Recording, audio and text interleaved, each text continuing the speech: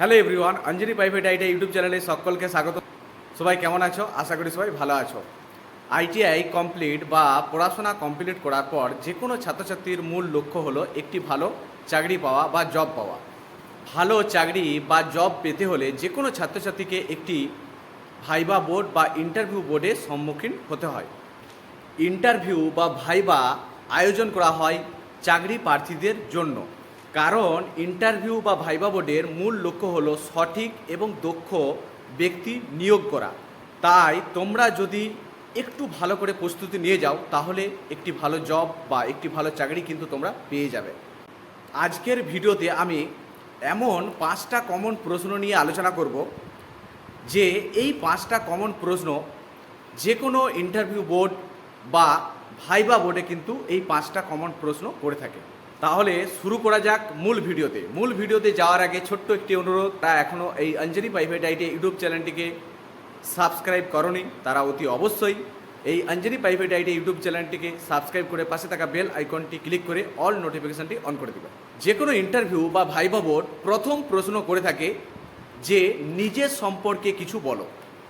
এই প্রশ্ন করার মূল উদ্দেশ্য হলো যে ইন্টারভিউ বোর্ড বা ভাইবা বোর্ড দেখতে চাইছে যে তোমার মধ্যে কেমন আত্মবিশ্বাস রয়েছে, অর্থাৎ তুমি কিভাবে নিজেকে ওদের সামনে উপস্থাপন করবে এবং তোমার কমিউনিকেশন স্কিল কি। এই সংক্রান্ত প্রশ্ন করলে তুমি সংক্ষেপে উত্তর দেওয়ার চেষ্টা করবে।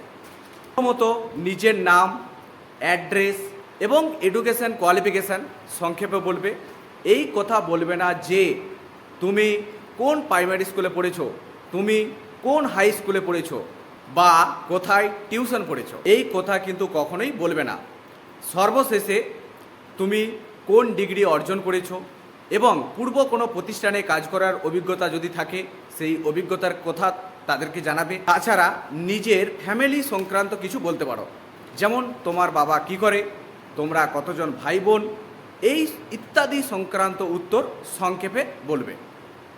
ভাইবা বোর্ড বা ইন্টারভিউ বোর্ডে দ্বিতীয় প্রশ্ন হলো যে তুমি কেন এই কোম্পানিতে কাজ করতে চাও, অর্থাৎ এই প্রশ্নের উত্তর তোমাদেরকে বা তোমাকে অনেক বুদ্ধিমত্তা বা বিচক্ষণতার সাথে অ্যান্সার দিতে হবে। এই প্রশ্নের উত্তর তুমি বা তোমরা এইভাবে বলবে যে আপনার এই প্রতিষ্ঠান বা কোম্পানিতে কাজ পাওয়া আমার কাছে একটা গোল্ডেন অপরচুনিটি এবং আমি মনে করি যে আমার যে কোয়ালিফিকেশান বা স্কিল রয়েছে তা এই জবের সঙ্গে ম্যাচ করে এবং আমি যদি এই কাজটি পাই তাহলে আমার সর্বোচ্চ মেধা এবং শ্রম দিয়ে আমি এই কাজটি সফল করব। তৃতীয় প্রশ্ন, অর্থাৎ যে কোনো ইন্টারভিউ বা ভাইবা বোর্ডে তৃতীয় প্রশ্ন হলো তোমার দক্ষতা কি। এই প্রশ্নের উত্তর এইভাবে দিবে যে আমার সবচেয়ে বড় গুণ হলো যে কোনো পরিবেশ বা সিচুয়েশানে আমি অ্যাডজাস্ট করে কাজ করতে পারি, আমি খুবই অনেস্ট, সমস্ত কাজে কঠোর পরিশ্রমী এবং সব সময় পজিটিভ থাকার চেষ্টা করি। ইন্টারভিউ বা ভাইবা বোর্ডের চতুর্থ প্রশ্ন হলো তোমার মধ্যে দুর্বলতা কি আছে। এই প্রশ্নের উত্তর অনেক চালাকি এবং সুন্দর করে কিন্তু বলতে হবে, যেমন আমি অত্যন্ত খুঁতখুঁতে স্বভাবের, কারণ প্রতিটা কাজ আমি 100% সফল করার চেষ্টা করি, এর ফলে আমার অনেক সময় লেগে যায়। তাছাড়া আমি অনেক সোজা সাপটা এবং সত্য কথা বলতে পছন্দ করি, এর ফলে অনেক মানুষের কাছে আমি খারাপ হয়ে যাই। এটি হলো আমার সবচেয়ে বড় দুর্বলতা। এই কোশ্চেনের উত্তর তোমরা এইভাবে দিবে।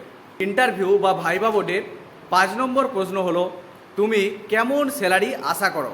প্রশ্নটি ইন্টারভিউ বোর্ড বা ভাইবা বোর্ড তখনই করে যে তুমি এই প্রশ্নের যোগ্য কিনা।